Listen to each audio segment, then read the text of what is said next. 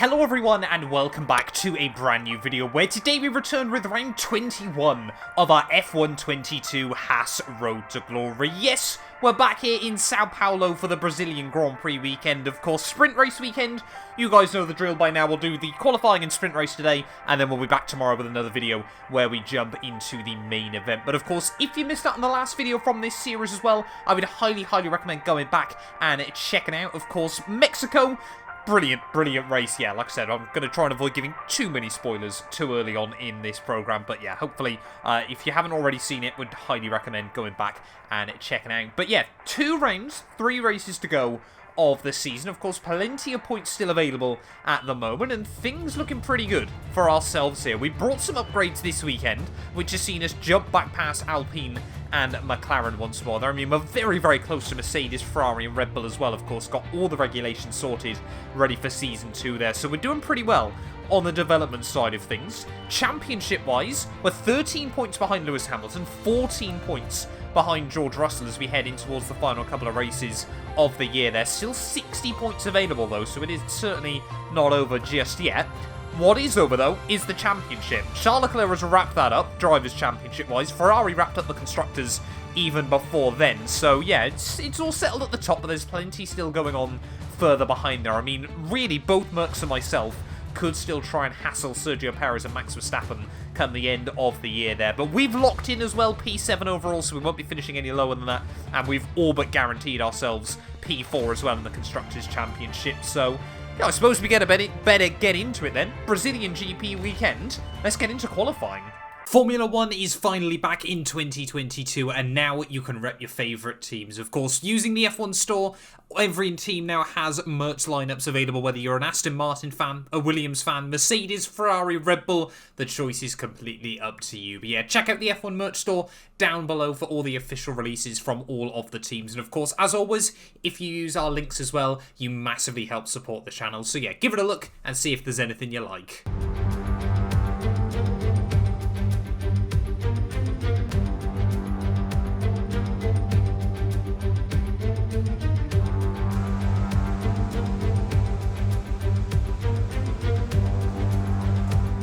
Here we are then, Friday night qualifying from Sao Paulo, ready for the Brazilian GP weekend, and must admit I'm quite looking forward to this one, especially after the highs of Mexico, but often Brazil has not served me too well over qualifying, so we'll have to wait and see. I mean, so far this season has certainly sprung some surprises. There we go, Alonso sets the benchmark on a 1:08.3, but yeah, he's probably going to take a little bit of time to try and get the lap styled in there, as only Charles Leclerc, world champion of course now, 3 tenths quicker than the Alpine. Of course, very short lap around this circuit, so there isn't much places for time sort of to be lost, or gained even, is the far more important thing there, as hopefully Alonso is going to move out of the way for me, just like I did for him on my outlap. Let's wait and see as we head up the hill.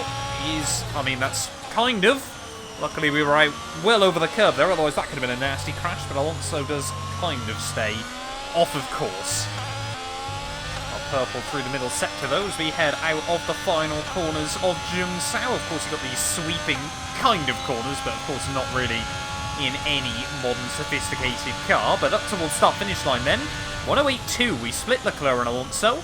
That's a pretty decent benchmark to start qualifying. Luckily of course this track incredibly short, so we should be able to squeeze 3 attempts in. Or 10 minutes left on the clock. We've got completely free track in front of us at the moment, as everyone has now finished off their first lap. So we've been shuffled down to P9 currently. So we're certainly going to need a bit of a recovery lap here. I mean, top car's now down in towards the low 7s.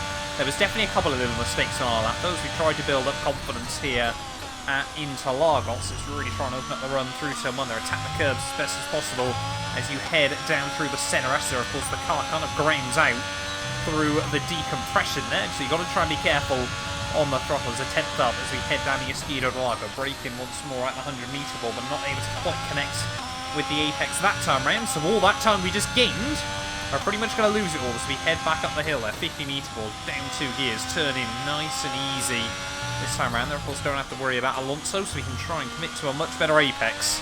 As we head now through the hairpins of the middle sector, of course, just got to be super careful. The car does move around underneath you constantly around this venue, but we are still finding time at the moment. I've got to be really careful again as the car will try to break free as we head down in towards the final sector. One real corner as we head back through Jinsao.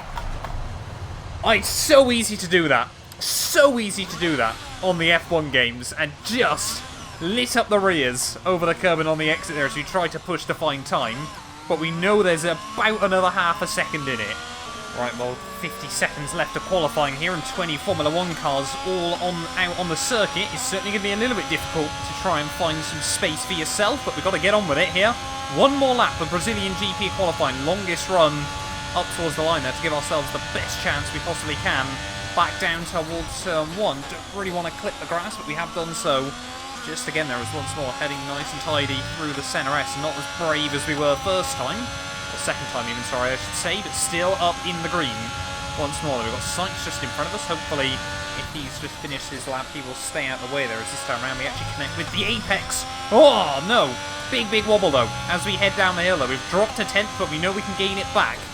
So again, we just hit the car in there, struggling to quite get the car where I need it at the moment. What on earth is going on late on in qualifying here? We just cannot seem to get a good lap on the board to try and improve on our previous time there, and currently down in P12. Finally now we're able to claw back a little bit, but it's not looking perfect at the moment. As we head down in towards the final couple of corners of the lap there, finally able to commit to full throttle again. Just need to try and nail Jinsao, so hopefully we can carry some speed up towards the line there, and that's exactly what we've done. It's certainly not going to be an improvement we wanted here, but it should bolster us back up the order a little bit. It's up towards the start-finish line. Shortest run to the line there. We actually get a warning for corner cutting. P11. We'll start on fresh tyre. Actually, no, everyone will start on fresh tyres. It's P11. Well, there we go then. Qualifying done and dusted here from Sao Paulo. And it is Lewis Hamilton, the honorary Brazilian, on pole position there. Charles Leclerc, Carlos Sainz P2 and at P3. But Mick Schumacher down in last place there. So that must have been a disastrous qualifying for him as well. Just didn't quite feel like the car was ever gelling there. I felt like if we nailed the lap, we could have been around Alonso's time. But gotta get on with it. We've got the sprint race first of all. Hopefully we can try and work our way into the points. And then, of course, the main event tomorrow. Let's get into it, though. 12 laps here at Sao Paulo. Let's see what we can do. This channel is proudly sponsored by Bybit, the official crypto partner of Red Bull's Formula 1 team.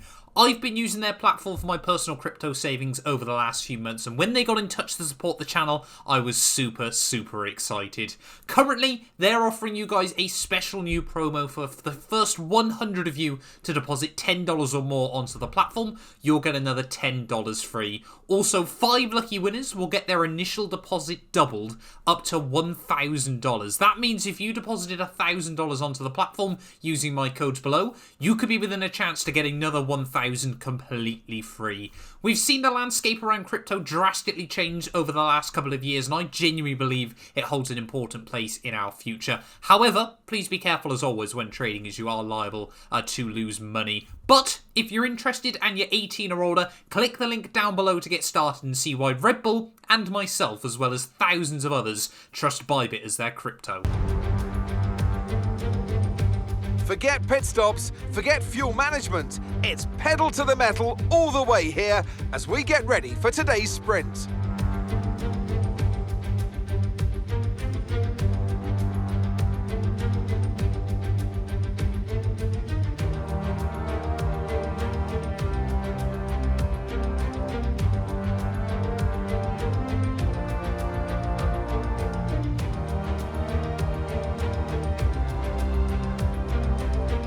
Off the back of a fantastic qualifying session, it's time to see how our starting grid looks for today's sprint. Lewis Hamilton lines up on pole position, with Charles Leclerc alongside.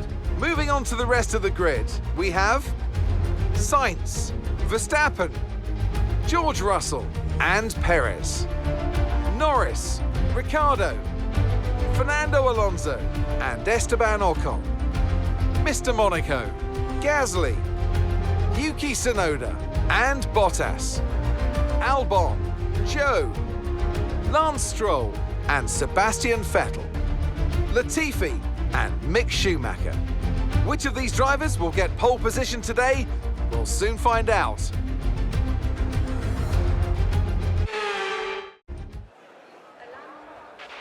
Okay, here we go. I know what you can do. Don't let me down.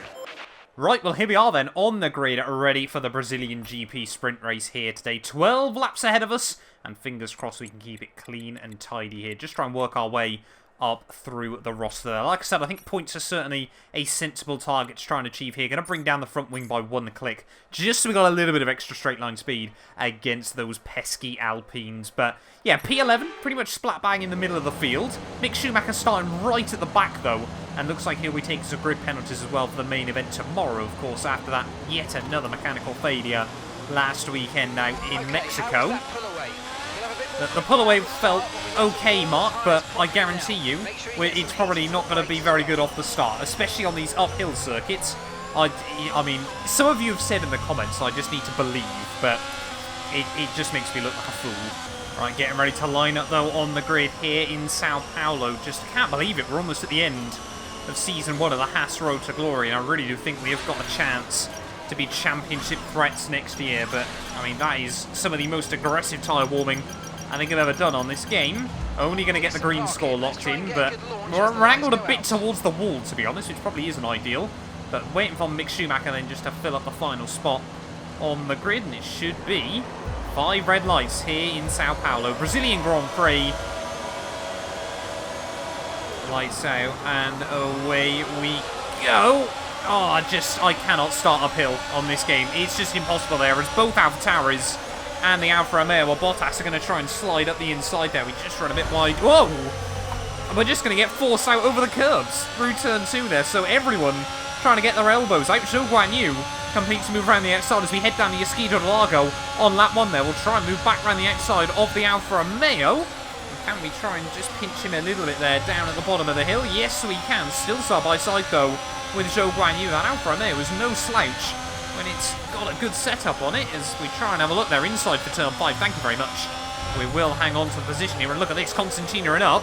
It's a sprint race, you got to go for it, and Valtteri Bottas certainly is, straight into P11 of the Grand Prix there, so Bottas has made up quite a few spaces off the start of this race. We're trying to give Pierre Gasly a bit of a squeeze there. I was a little bit scared of what young Yuki Tsunoda was going to do on the exit of the corner, but as we head down the hill, we just slot in ahead of Pierre there, and yeah, up now back into P13 of the Grand Prix. We know this Haas car though is quick down the straights, but often the AI here at Sao Paulo can be pretty quick as well, though they like to run quite low wing concepts here. It's just proven that point, Yuki Tsunoda, as we head back up towards turn 1 there. I'm going to try and see if he'll dive Bottas. Yes, he will.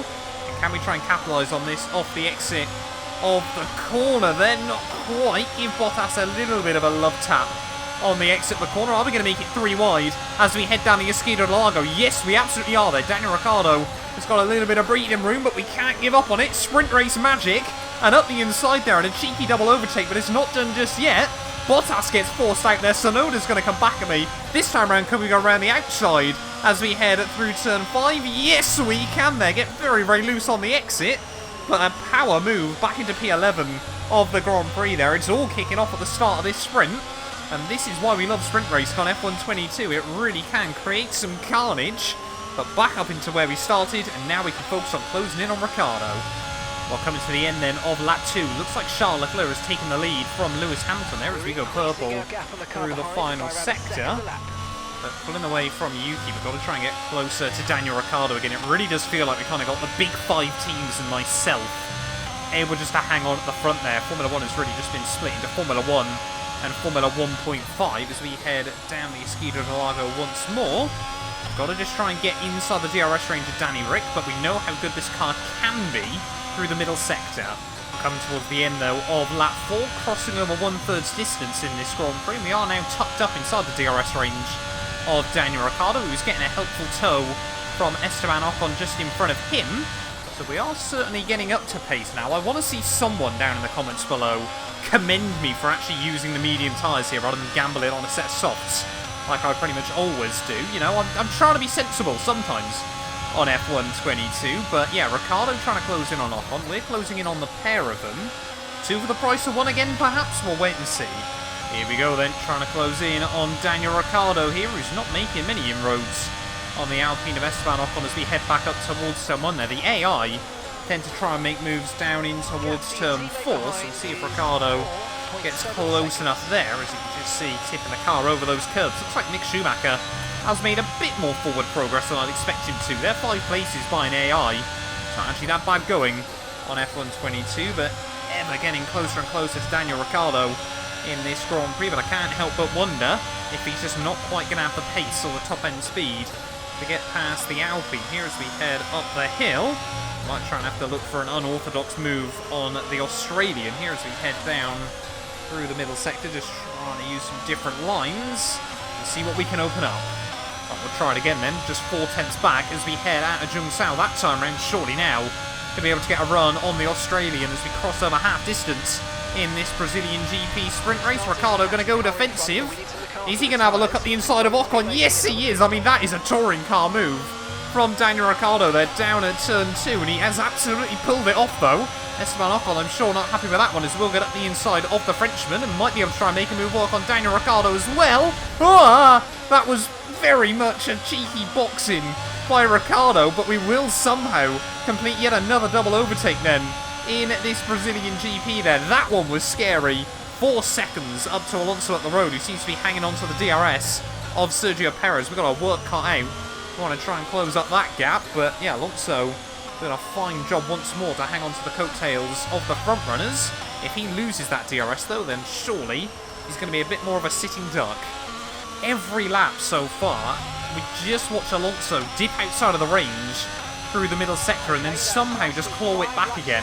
I can only imagine it's because Lando Norris's McLaren isn't much faster than the Alpine there, so Alonso is just getting carried along inside that DRS range. It's now back up to 1.1, so we can only hope he does lose it, but with 4 laps to go, it's going to be really difficult to even try and close up that gap anyways. You can just see it floats around the 1 second, but Alonso always seems to get it back where he needs it. So there we go. 3 laps to go. Looks like Alonso has now dropped out of that 1 second range, so we're going to try and just push on and see now how much time he's going to lose without the help of DRS. And that might just bring him straight back inside the range of the cars in front there. Verstappen apparently with issues late on.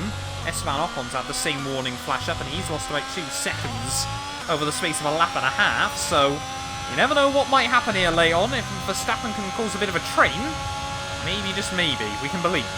Oh, here we go. Looks like Verstappen and Lando Norris duking it out as they head down the Esquina de Largo. So Alonso and I just kind of rubbing our hands together, wondering what opportunities might come our way late on in the day there. I'm just focused on watching that gap between all of them hopefully come down a little bit more, but a lap and a half to go here. It is probably going to take a bit of a miracle for me to get more involved in this. There's a little bit of a wobble there, but yeah, Verstappen is definitely tripping over all of these cars at the moment. If we can just watch a little bit more carnage and chaos ensue late on in the day. I mean, look at this gap now coming down quite handsomely. Just over a lap to go here, and we're not really pulling away from Daniel Ricciardo, so he might try and hang on and see what's going to be possible for him as well. As you can just see through all the corners, it's a couple of tenths each time round there. We don't gain as much, of course, down the straights. Don't quite know, of course, what issue is plaguing Verstappen's Red Bull at the moment, but 1 lap to go then. Here at Brazil, the gap's still 2 seconds. We can see the Red Bulls side by side as they head back up in towards turn 1 here. Let's just see if they keep battling there. It looks like they've sorted themselves out through turn 1. But surely as we head out the centre S for the final time in this sprint race, you can just see there's cars everywhere up the road there trying to duke it out for position. And if they go side by side, we have got every opportunity to try and close in more and more there. Looks like Verstappen now is holding up Norris and Fernando Alonso here as they're going to go side by side up the hill. We've just got to really focus here. We cannot give up just yet. They're still side by side. Alonso and Lando Norris not willing to back out of this move just yet. They know there's important points at stake and banging wheels as they head through the middle sector here, but we've just got to try and slowly close up to the pair of them and hope we can get a good run out of Zhongzhou there. Looks like Alonso slots back into P8 for now, but are we going to see them trip over each other anymore out of the final couple of corners? We've just got to try and drain the battery as we head out of the final turn. I don't think it's quite going to be enough though. Charles Leclerc will win the race ahead of Hamilton and Carlos Sainz there, and we will only come through. It's P9 in the end. That is gutting. Okay, pick up rubber and bring it home.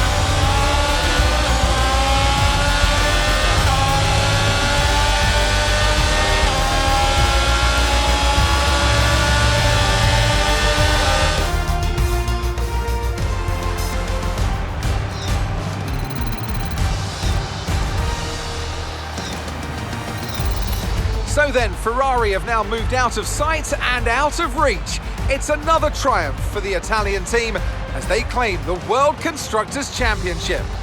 The grid is set then, so that just leaves the race itself. Join us tomorrow where we'll be live with all the action. And until then, goodbye. Well, there we are then, the end of the sprint race here from Sao Paulo, and it is Charles Leclerc that walks away with the race victory there. 1.5 seconds clear of Hamilton there. Carlos Sainz in P3 ahead of George Russell there. Perez and Verstappen did hang on to 5th and 6th ahead of Norris and Alonso there. And I mean, look at that, 4 cars separated by 1.1 seconds come the checkered flag. We got so close towards the end, but it just wasn't quite enough there. And I mean, Mick Schumacher as well, fair play to him. 20th to 13th placer in a sprint race is really good going, actually. Especially, like I said, the AI don't tend to make as many overtakes there. And of course, he's basically going to be starting last anyway tomorrow in the main event nonetheless there. So it was all for nothing, and I'm sure tomorrow I will see him stuck in about P18 all afternoon long there. But yeah, thank you all so much for watching this video. If you have enjoyed, please do make sure to leave a like and get yourself subscribed. Having a look championship-wise, still 1 point between Hamilton and George Russell there, but both Red Bulls and both Mercedes, that could be an almighty scrap in the final couple of races of the year. We're going to need a miracle to try and close in on them, but we're not going to give up until it is all over there. But yeah, like I said, thank you all so much for watching. If you have enjoyed, please do make sure to leave a like, get yourself subscribed as well, and we will return then, ready for the main event here from Sao Paulo tomorrow. You guys do not want to miss that. None of these videos would be possible without the help of our channel members, so a massive thank you to all of the names you see on your screens currently for helping support the channel. You can join them by clicking the join button down below, and yeah, thank you once again to everyone that continues all the insane support on my work.